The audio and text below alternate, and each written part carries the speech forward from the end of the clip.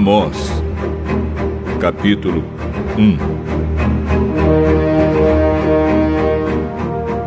Esta é a mensagem a respeito do povo de Israel que Deus deu a Amós, pastor de ovelhas da cidade de Tecoa. Isso aconteceu 2 anos antes do terremoto, quando Uzias era rei de Judá e Jeroboão, filho de Joás, era rei de Israel. Amós disse: do monte Sião, em Jerusalém, o Senhor Deus fala alto, e a sua voz parece o trovão. Os pastos murcham, e tudo seca no Monte Carmelo. O Senhor Deus diz: o povo de Damasco tem cometido tantos pecados, tantos mesmo, que eu tenho de castigá-los. Eles torturaram o povo de Gileade, fazendo passar sobre eles rodas com pontas de ferro. Por isso, eu vou pôr fogo no palácio do rei Azael, e esse mesmo fogo destruirá também as fortalezas do rei Ben-Hadad. Arrombarei os portões da cidade de Damasco e acabarei com os governadores de Miquiate-Avém e de Bet-Eden. O povo da Síria será levado como prisioneiro para a terra de Quir. Eu, o Senhor, falei.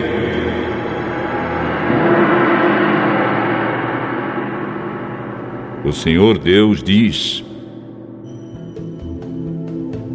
o povo de Gaza tem cometido tantos pecados, tantos mesmo, que eu tenho de castigá-los. Eles levaram como prisioneiro todo o povo de uma região e os venderam como escravos ao povo de Edom. Por isso, eu vou pôr fogo nas muralhas de Gaza, e esse mesmo fogo destruirá também as fortalezas daquela cidade. Vou acabar com os reis de Asdod e de Asquelon. Destruirei a cidade de Ecrom e acabarei com todos os outros filisteus. Eu, o Senhor, falei.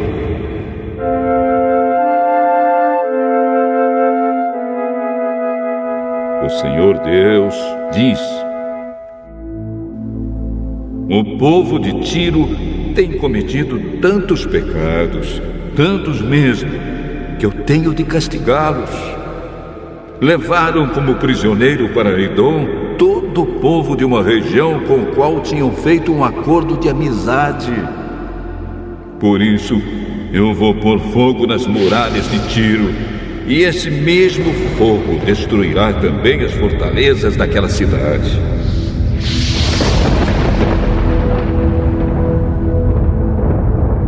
O Senhor Deus diz: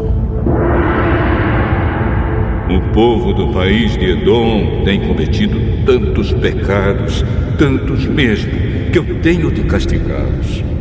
Fizeram guerra contra os seus irmãos, os israelitas, e não tiveram dor nem piedade. A raiva dos edomitas não parou, e eles conservaram o seu ódio para sempre. Por isso, eu vou pôr fogo na cidade de Temã, e esse mesmo fogo destruirá também as fortalezas de Bosra.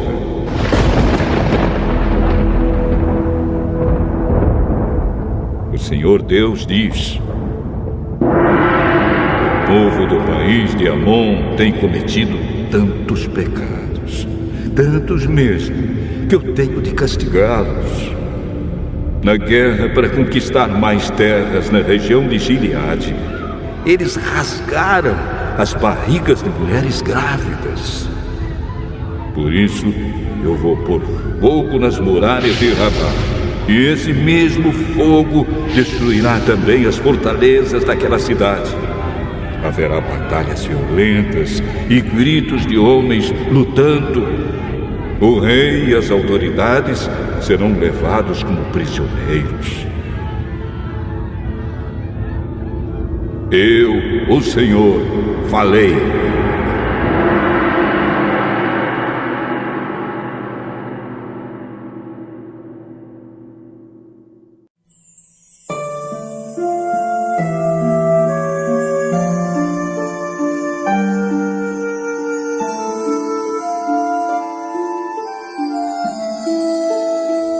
Amós, capítulo 2. O Senhor Deus diz: o povo de Moabe tem cometido tantos pecados, tantos mesmo, que eu tenho de castigá-los. Profanaram o corpo do rei de Edom, queimando-o até virar cinza. Por isso, eu vou pôr fogo no país de Moabe, e esse mesmo fogo destruirá também as fortalezas de Queriote. Haverá batalhas violentas, gritos de soldados e som de cornetas, e o povo morrerá. Acabarei com o rei e com as autoridades de Moabe. Eu, o Senhor, falei.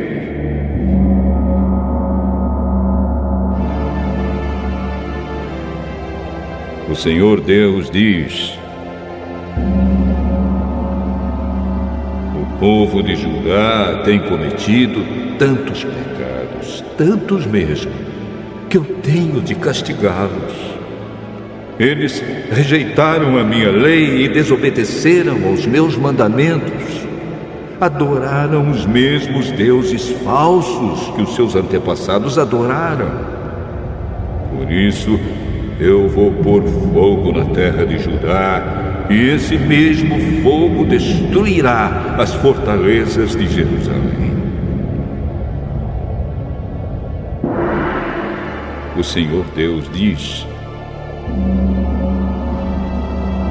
o povo de Israel tem cometido tantos pecados, tantos mesmo, que eu tenho de castigá-los. Vendem como escravos pessoas honestas que não podem pagar as suas dívidas, e até aquelas que são tão pobres que não podem pagar a dívida que fizeram para comprar um par de sandálias. Perseguem e humilham os pobres e fazem injustiças contra as pessoas simples. Pais e filhos têm relações com prostitutas nos templos pagãos e assim envergonham o meu santo nome.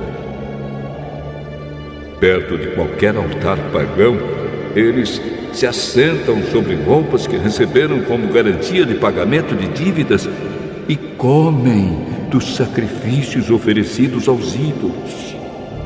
Para comprar o vinho que bebem no templo do Deus deles, usam o dinheiro que receberam de multas injustas. Será que vocês já esqueceram o que fiz com os amorreus? Eu destruí aqueles homens que eram altos como os cedros e fortes como os carvalhos. Acabei completamente com eles. Fui eu que tirei vocês do Egito, que os guiei 40 anos pelo deserto e que lhes dei a terra dos amorreus. Escolhi alguns dos seus filhos para serem profetas e outros para serem nazireus. Não foi isso mesmo que eu fiz? Mas vocês dão vinho aos nazireus e proíbem os profetas de anunciar a minha mensagem. Pois bem, eu vou amontoar castigos em cima de vocês, e vocês vão ranger os dentes, como range uma carroça carregada de trigo. Os que correm depressa não poderão escapar. Os fortes perderão toda a força, e os corajosos não salvarão a vida.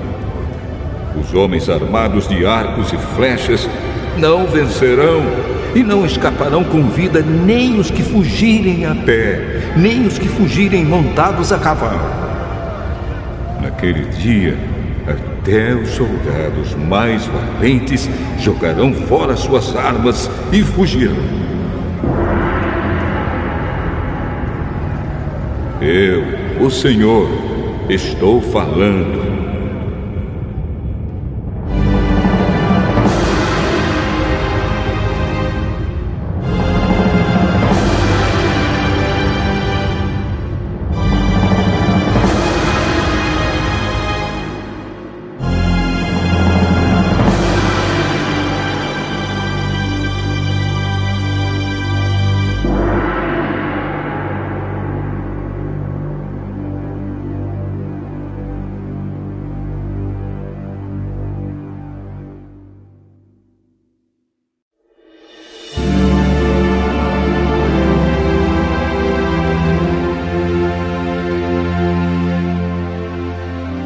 Amós, capítulo 3.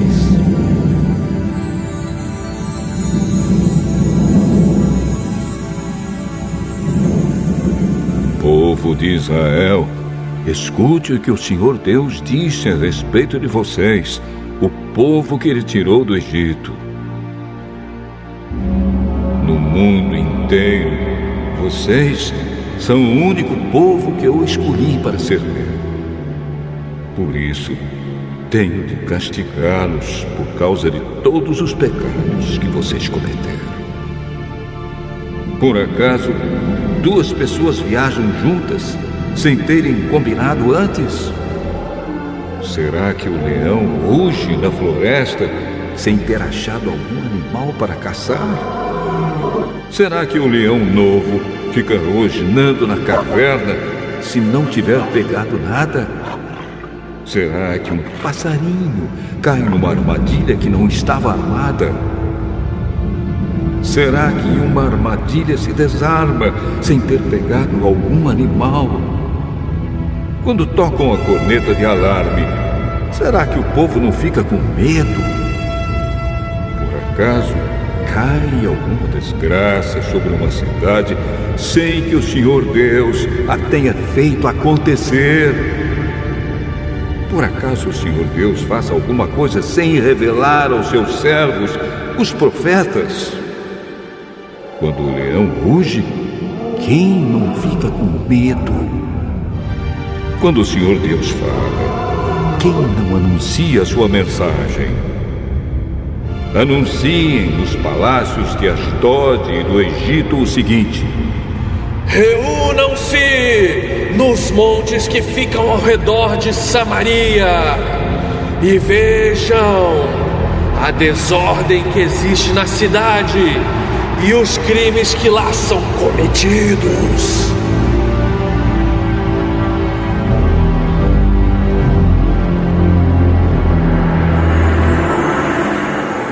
O Senhor Deus diz: o povo de Samaria não sabe fazer nada com honestidade, e os seus palácios estão cheios de coisas roubadas com violência. Por isso, os inimigos cercarão o seu país, destruirão as suas fortalezas e levarão embora tudo que está nos palácios.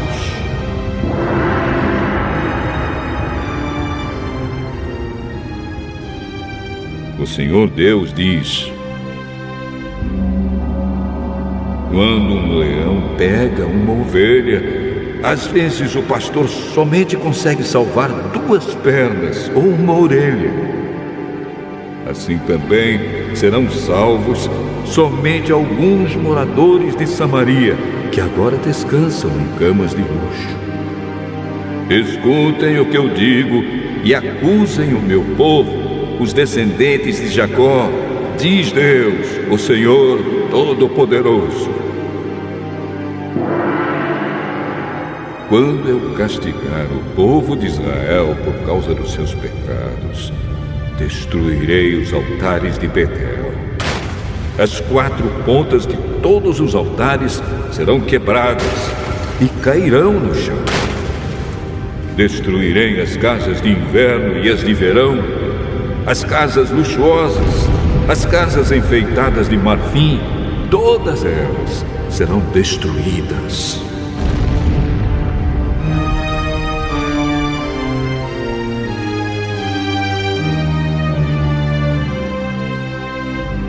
Sou eu, o Senhor, quem está falando.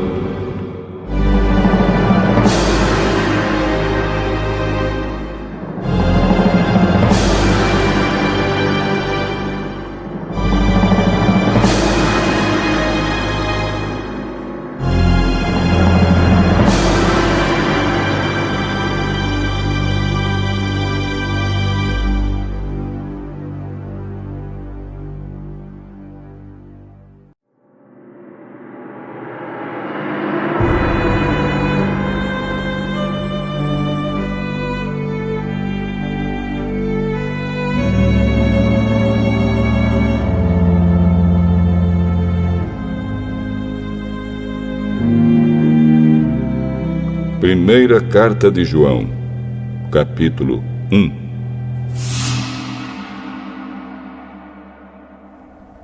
Estamos escrevendo a vocês a respeito da palavra da vida, que existiu desde a criação do mundo.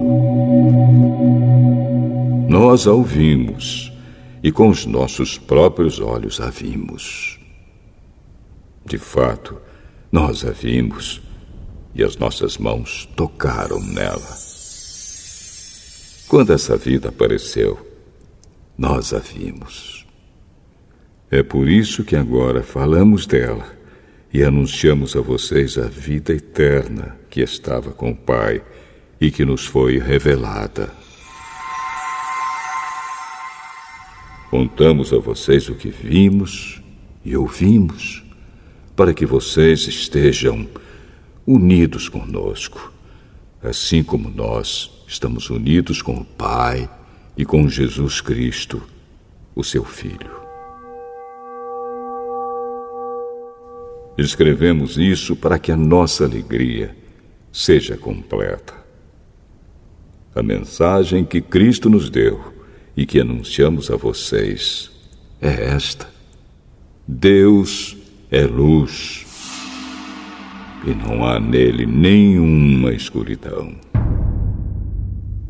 Portanto, se dizemos que estamos unidos com Deus e ao mesmo tempo vivemos na escuridão, então estamos mentindo com palavras e ações. Porém, se vivemos na luz, como Deus está na luz, então estamos unidos uns com os outros. E o sangue de Jesus, o seu Filho, nos limpa de todo pecado. Se dizemos que não temos pecados, estamos nos enganando e não há verdade em nós. Mas, se confessarmos os nossos pecados a Deus, Ele cumprirá a sua promessa e fará o que é correto. Ele perdoará os nossos pecados e nos limpará de toda maldade. Se dizemos que não temos cometido pecados, fazemos de Deus um mentiroso e a sua mensagem não está em nós.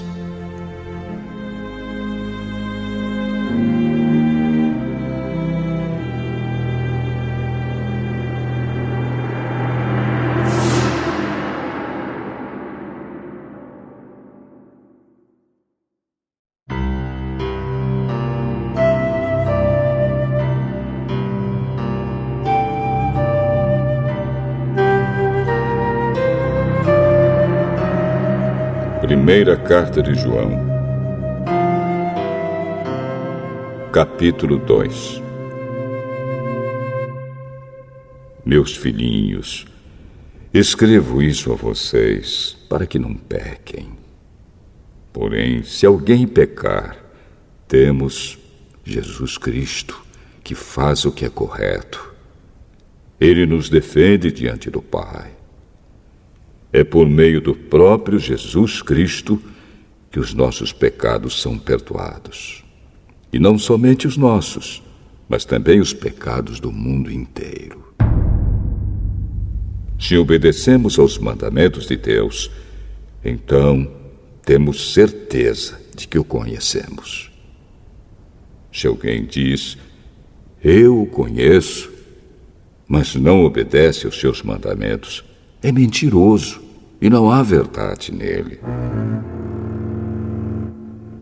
Porém, se obedecemos aos ensinamentos de Deus, sabemos que amamos a Deus de todo o nosso coração.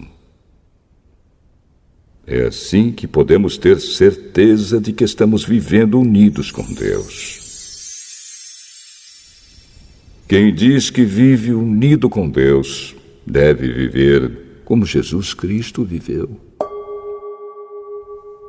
Meus queridos amigos, este mandamento que estou dando a vocês não é novo. É o mandamento antigo, aquele que vocês receberam lá no começo. O mandamento antigo é a mensagem que vocês já ouviram. Porém, o mandamento que eu estou dando a vocês é novo, porque a sua verdade é vista em Cristo e também em vocês. Pois a escuridão está passando e já está brilhando a verdadeira luz. Quem diz que vive na luz e odeia o seu irmão, está na escuridão até agora. Quem ama o seu irmão vive na luz, e não há nessa pessoa nada que leve alguém a pecar. Mas quem odeia o seu irmão está na escuridão. Anda nela e não sabe para onde está indo, porque a escuridão não deixa que essa pessoa enxergue. Filhinhos, escrevo a vocês porque os seus pecados são perdoados por causa de Cristo. Pais, escrevo a vocês porque conhecem aquele que existiu desde a criação do mundo. Jovens, escrevo a vocês porque vocês têm vencido o maligno. Escrevo a vocês, filhinhos, porque conhecem o Pai. Escrevo a vocês, pais, porque conhecem aquele que existiu desde a criação do mundo. Escrevo a vocês, jovens, porque são fortes. A mensagem de Deus vive em vocês, e vocês já venceram o maligno. Não amem o mundo, nem as coisas que há nele. Se vocês amam o mundo, não amam a Deus, o Pai. Nada que é deste mundo vem do Pai. Os maus desejos da natureza humana, a vontade de ter o que agrada aos olhos e o orgulho pelas coisas da vida, tudo isso não vem do Pai, mas do mundo. E o mundo passa, com tudo aquilo que as pessoas cobiçam. Porém, aquele que faz a vontade de Deus vive para sempre. Meus filhinhos, o fim está perto. Vocês ouviram dizer que o inimigo de Cristo vem. Pois agora muitos inimigos de Cristo já têm aparecido, e por isso sabemos que o fim está chegando. De fato, essas pessoas nos deixaram porque não eram do nosso grupo. Se fossem do nosso grupo, teriam ficado conosco. Mas elas nos deixaram para que ficasse bem claro que nenhuma delas pertencia mesmo ao nosso grupo. Porém, sobre vocês, Cristo tem derramado o Espírito Santo, e por isso todos vocês conhecem a verdade. Portanto, eu escrevo a vocês, mas não é porque não conhecem a verdade. Pelo contrário, é porque a conhecem e sabem que nunca nenhuma mentira vem da verdade. Então, quem é mentiroso? É aquele que diz que Jesus não é o Messias. Quem diz isso é o inimigo de Cristo. Ele rejeita tanto o Pai como o Filho. Pois quem rejeita o Filho, rejeita também o Pai. e quem aceita o Filho tem também o Pai. Por isso, guardem no coração a mensagem que ouviram desde o começo. Se aquilo que ouviram desde o começo ficar no coração de vocês, então viverão sempre unidos com o Filho e com o Pai. E o que o próprio Cristo prometeu dar a todos nós foi isto: a vida eterna. Eu estou escrevendo isso a vocês a respeito dos que estão tentando enganá-los. Mas sobre vocês, Cristo tem derramado o seu Espírito. Enquanto o seu Espírito estiver com vocês, não é preciso que ninguém os ensine, pois o Espírito ensina a respeito de tudo. E os seus ensinamentos não são falsos, mas verdadeiros. Portanto, obedeçam aos ensinamentos do Espírito e continuem unidos com Cristo. Sim, meus filhinhos, continuem unidos com Cristo, para que possamos estar cheios de coragem no dia em que Ele vier. Assim não precisaremos ficar com vergonha e nos esconder dele naquele dia. Já que vocês sabem que Cristo sempre fez o que é correto, devem saber também que quem faz o que é correto é filho de Deus.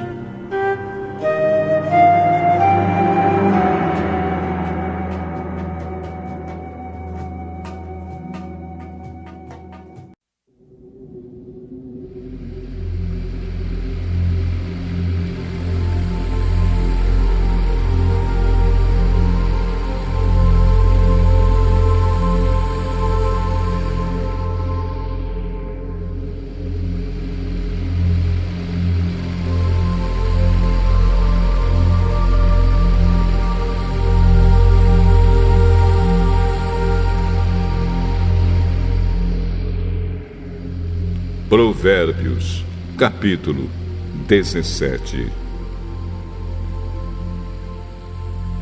É melhor comer um pedaço de pão seco, tendo paz de espírito, do que ter um banquete numa casa cheia de brigas.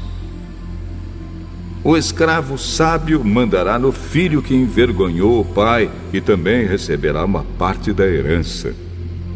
O ouro e a prata são provados pelo fogo, mas é o Senhor Deus quem mostra o que as pessoas realmente são. Os maus ouvem com atenção as coisas más, e os mentirosos gostam de ouvir mentiras. Quem caçoa do pobre insulta a Deus que o fez. Quem se alegra com a desgraça dos outros será castigado. Assim como os avós se orgulham dos netos, os filhos se orgulham dos pais. É mais fácil um tolo dizer alguma coisa que se aproveite do que um homem de respeito dizer uma mentira. Alguns pensam que, com dinheiro, podem comprar qualquer pessoa. Acham que o suborno é uma coisa mágica. Quem perdoa uma ofensa mostra que tem amor, mas quem fica lembrando o assunto estraga a amizade. Quem tem juízo aprende mais com uma repreensão do que o tolo com 100 chicotadas. As pessoas revoltadas estão sempre criando problemas. Por isso a morte virá para elas como um mensageiro cruel. É melhor encontrar uma ursa da qual roubaram os filhotes do que um homem sem juízo, ocupado com as suas tolices.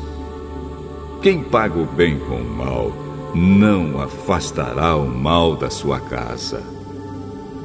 O começo de uma briga é como a primeira rachadura numa represa. É bom parar antes que a coisa piore.